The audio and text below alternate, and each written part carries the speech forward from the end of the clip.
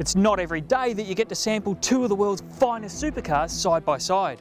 And while these pairs share little more in common than a badge, 4 wheels and 2 doors, they are the top of the class when it comes to super speed and super style.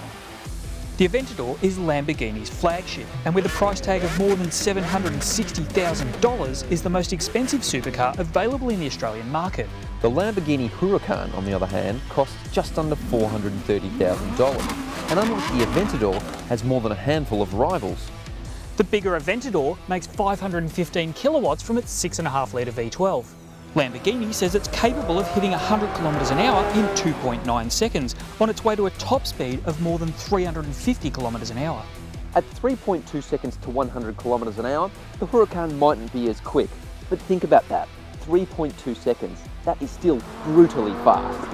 Like the Aventador, the Huracan uses a rear-biased all-wheel drive system. It's powered by a smaller 5.2 litre V10 engine, making 449 kilowatts. The same engine found in the Huracan's twin under the skin, the Audi R8, but with a soundtrack that's unmistakably Lambo. Where the Aventador is a proper supercar, it's hard to get in and out of, it's virtually impossible to park. This one, the Huracan, is a little bit easier to live with. It's also a bit smoother in terms of ride quality too. Lamborghini says the Huracan's aluminium and carbon fibre construction make it 50% stiffer than the Gallardo it replaces. Its technology, Lamborghini has essentially carried over from the Gallardo, and similar to that found in the Audi R8. But with almost 40 kilowatts more than the R8 V10 Plus, there's an aggressive streak to the Huracan that gives it a bit of an edge. The cockpit is very nearly as impressive, but really we wouldn't expect anything less from one of Santa Agata's finest. There's a sense of drama here, but one that mixes well with sensible features like a 12.3-inch TFT infotainment screen, aircraft-inspired toggle switches, and this cool anima switch that, like Ferrari's Manettino dial, controls the drivetrain and chassis settings with 3 different modes. It's sometimes hard to tell whether the Aventador's got tyres or magnets holding it to the road. There's just so much grip from this pushrod suspension, and you know what? It's not really as uncomfortable as you'd think. That said, there is some sharper bumps like those ones that will tend to jolt you around a bit, and in that way it's probably not as forgiving as the Huracan, but this is a full-on supercar and you've got to expect that there's going to be a few compromises.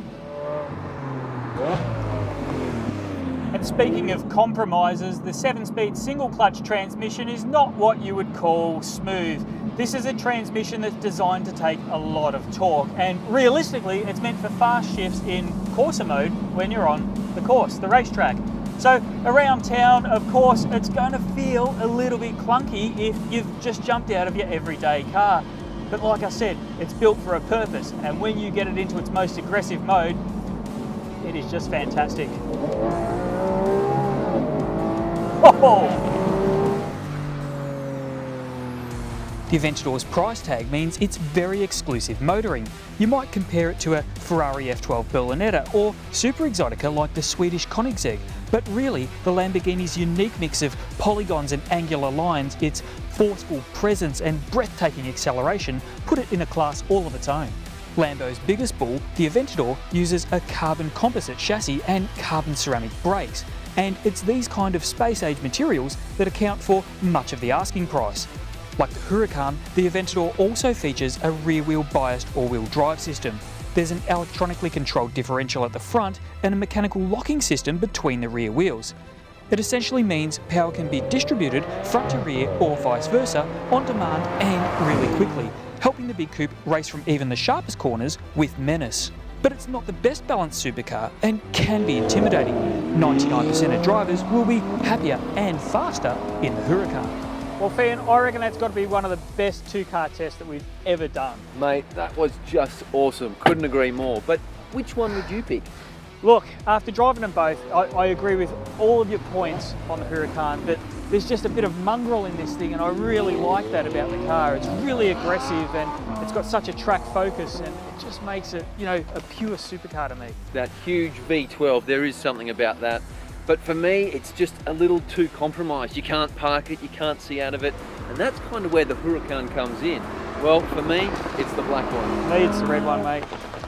See you later on, eh? Done deal.